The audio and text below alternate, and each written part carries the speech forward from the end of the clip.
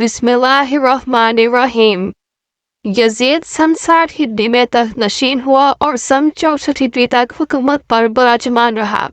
आम मौरखीन ने यजीद को एक शराबखोर, बंदरों से खेलने वाला और इस्लामी अहकामात की निस्बत बेइतना करार दिया है।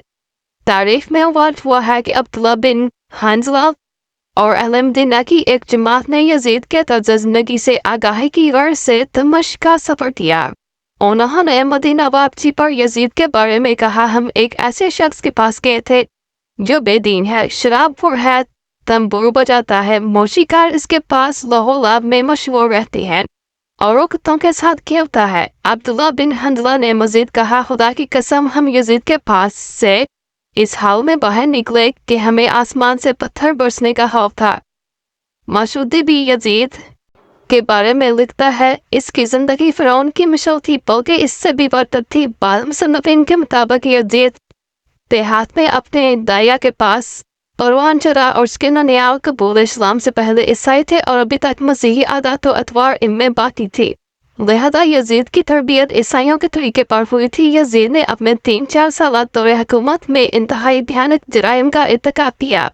यजीद का सबसे जुर्म इमाम हुसैन और आप सल्लल्लाहु के 72वां बाप वफा साथियों को शहीद करना है। तारीफों में मनकूल है, यजीद ने अपनी हुकूमत के आगाज में मदीने के वाली अतबा को एक खत लिखा और उसे हुक्म दिया कि इमाम हुसैन और दीगर शख्सियात से बैत ले।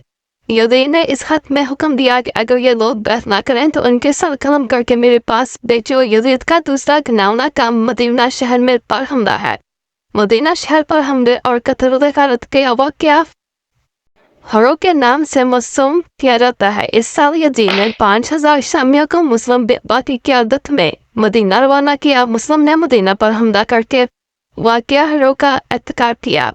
इस सानहे में बहुत से लोग कत्ल कर दिए गए। इसने अपने आर्मियों को 3 दिन के लिए खुली छुट्टी दे दी कि वो मदीना में जो मर्जी करें।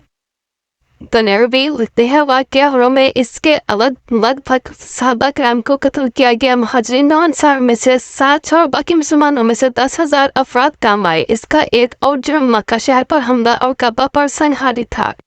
मुस्लिम बिन अकबा वाक़या हरा के बाद अपने इब्न ज़ुबैर के साथ लड़ाई की और उससे मक्का की तरफ रवाना हुआ, मगर रास्ते में ही हलाक हो गया। इसके बाद हुसैन बिन अमीर को लश्कर यजीद का फासला मुकर्रर किया गया।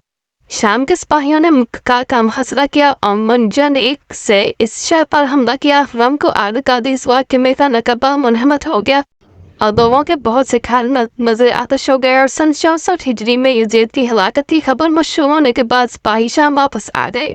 इब्न कसीर और इब्न तमीमा लिखते हैं कि 14 रबीउल अव्वल सन 64 को इसकी हलाकत का दिन है। रबीउल अव्वल सन 64 को जुमेरात के दिन मरा। इसकी मौत की इल्लत के बारे में नकल हुआ है कि वो एक बीमारी के बायस फौरन में हलाक हुआ। इब्न कसीर लिखते हैं कि वो नागहानी मौत का शिकार हुआ। रात को मस्ती की हालत में सोया तो सुबह मुर्दा पाया गया और उसकी लाश खराब हो चुकी थी। मनकूल है कि इसका जनाजा दमिश्क में लाया गया और इसे बाब सवीर में दफन किया गया और उसकी कब्र इस वक्त कूड़े के ढेर में बदल चुकी है। एक रवायत यह है कि 64 हिजरी को जुमेरात के दिन दुनिया फाने से मिट गया। यजीद रात को मस्ती की हालत में सोया हुआ था। जब सुबह हुई तो उसकी मौत हो चुकी थी। जब उसकी मौत हुई थी तो ये इस वक्त एक खैमा में था। गल इसके खैमे में दाखिल हुआ। उन्होंने इस बदबख्त की लाश को चीर फाड़ कर इसके टुकड़े काट दिए। इसकी लाश से बहुत ही ज्यादा बदबू आती थी कि इसके पास जाने के लिए भी और तैयार न था। बड़े मुश्किल से इसको गदों से बचाकर एक गड्ढे खोदकर इसको इस गड्ढे में दफन कर दिया गया। इस तरह खुदा ने इसकी लाश को निशान इबरत बना दिया था। जिस जगह इसकी कब्र है वहाँ लोग इसकी कब्र पर पत्थर मारते रहते थे। अब इसकी कब्र के ऊपर शीशा गर्म करने की एक भट्टी लगी हुई है। लोहे और शीशे को पकड़ाने वाली सनत वहाँ मौजूद है। खुदा ने यजीद को कुत्ते की मौत मारकर इसकी कब्र पर हमेशा के लिए आंजला दी, जो भी खुदा और उसके नबी सल्लल्लाहु अलैहि वसल्लम कि आले औलाद के साथ बसलूक करता है, जिसका हाल यजीद जैसा होता है। एक और वाक़ है कि यजीद एक शदीद बीमारी में मुब्तला हो गया था। इम्तिहान ने लगी इस दौर के तबीब हैरान होने लगे। यजीद को इतनी प्यास लगती थी कि वो भी पानी पीने के लिए तड़पता रहता था। जब ये पानी पीता था तो ये पानी उसके पेट में आग लगा देता था। लोग ये बात करते थे कि इस बदबख्त ने मौला अली रज़ियल्लाहु अन्हु के बेटे के साथ ऐसा किया था।